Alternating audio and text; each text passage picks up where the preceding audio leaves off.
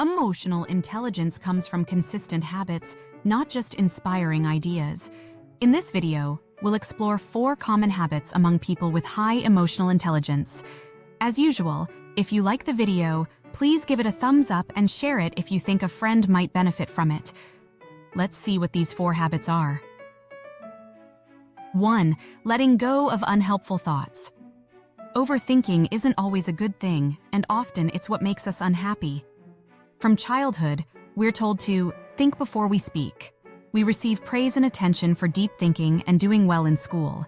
And as adults, our success at work largely depends on our ability to think carefully and creatively. While it's true that thinking more and more intensely helps us most of the time, there are still many situations where overthinking makes things worse. For example, when an irrational worry creeps into our mind, thinking more about that worry rarely solves anything and usually makes us feel more anxious. When you're in bed at 2 a.m. unable to sleep, thinking more about why you can't sleep will only keep you awake longer. This is an important point. If possible, we should avoid being anxious about things we can't control. Once you've reflected on a mistake and tried to learn from it, dwelling on it continuously will only make you feel unhappy. Intense thinking is a tool, and like any tool, it can be used well or poorly. Emotionally intelligent people understand when a situation can benefit from more reflection and when it might only worsen things.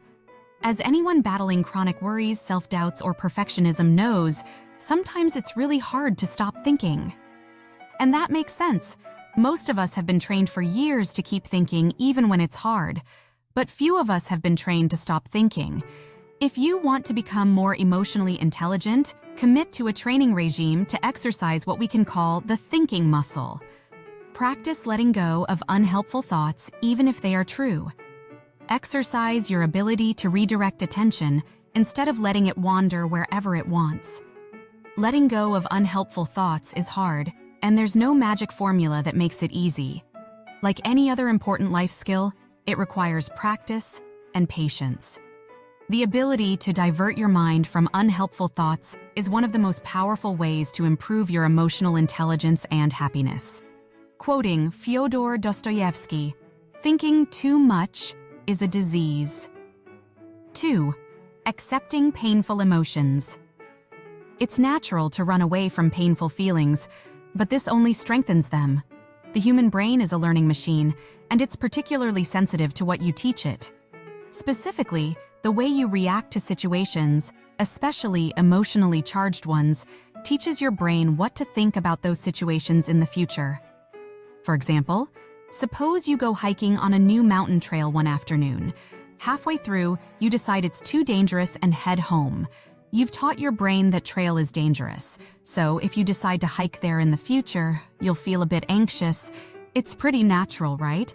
When you try to escape painful sensations, you teach your brain that it's dangerous to feel bad, which only makes things worse.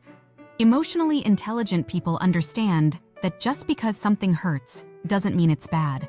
The fact that muscles are sore after a workout doesn't mean something is wrong and that you shouldn't work out anymore. Similarly, feeling anxious while public speaking doesn't mean public speaking is dangerous and should be avoided in the future. But more than understanding this difference, emotionally intelligent people train themselves to react to painful emotions with acceptance, not avoidance. Because here's the thing, when you accept your emotions, you teach your brain that they are safe and normal, even if they make you uncomfortable. If you want to feel better in the long term, you have to practice being willing to feel bad in the short term. Quoting Veronika Tugaleva, "Emotional pain cannot kill you, but running from it can." 3. Managing mistakes with compassion. From a young age, most people grow up believing that being hard on themselves is the only way to be successful and improve in life, developing a habit of negative self-criticism because we think it will motivate us to be better in the future. To some extent, this is true, but the fact is, self-criticism gives the illusion of motivation, but if it's excessive, it only discourages us. Self-criticism after a mistake feels productive because it feels like doing something, but too much negative self-criticism is disastrous in the long term because it makes you feel anxious, insecure, and full of self-doubt. If you want to become more emotionally intelligent, you need to avoid the trap of excessive self-criticism. Instead of reprimanding yourself after a mistake as a false form of motivation, try this. Acknowledge the mistake for what it is. Accept that you can't change the past. Focus on what you can actually control to move forward. In other words, try to treat yourself after a mistake as you would treat a friend, with kindness and encouragement. Fortunately, most of us already know how to be compassionate. It's just a matter of remembering to apply it to ourselves. Quoting Louise Hay, "You've been criticizing yourself for years and it hasn't worked. Try approving of yourself and see what happens." Just a clarification before moving on to the next point, this doesn't mean using acceptance as an excuse not to try to improve, as many do. That's simply laziness. This means simply understanding when you've done your best and accepting the fact that sometimes we have limits beyond which good intentions aren't enough. 4. Choosing values over feelings. The heart of emotional intelligence is the ability to subordinate your feelings to your values. Now you might be asking, subordinate my feelings to my values. But aren't my feelings the most authentic part of who I am? No, there's nothing inherently special or authentic about emotions compared to any other part of your experience. Think about it. Is your craving for that bag of chips more authentic than your desire to be healthy and fit? Is the thrill of flirting with that attractive coworker more authentic than your commitment to your marriage?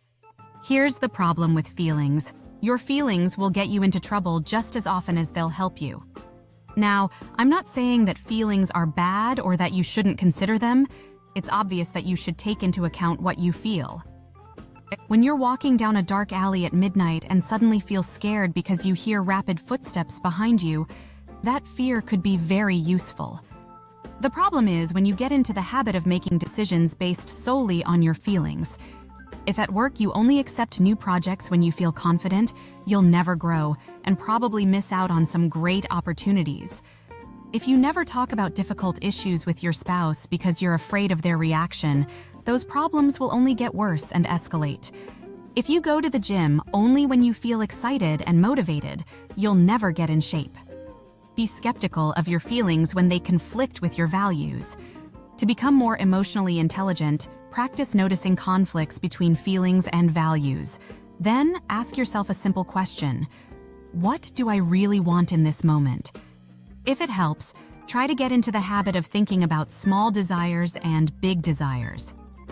Small desires are things like the pleasure of tasting a chocolate bar or the relief from anxiety when you drink the first 2 glasses of beer. While not necessarily negative, small desires often distract us and interfere with our big desires.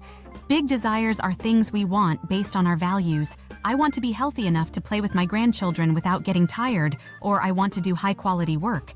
If you want to be more emotionally intelligent, practice choosing your values over your feelings. Quoting Viktor Frankl, "Between stimulus and response, there is a space. In that space is our power to choose our response. In our response lies our growth and our freedom."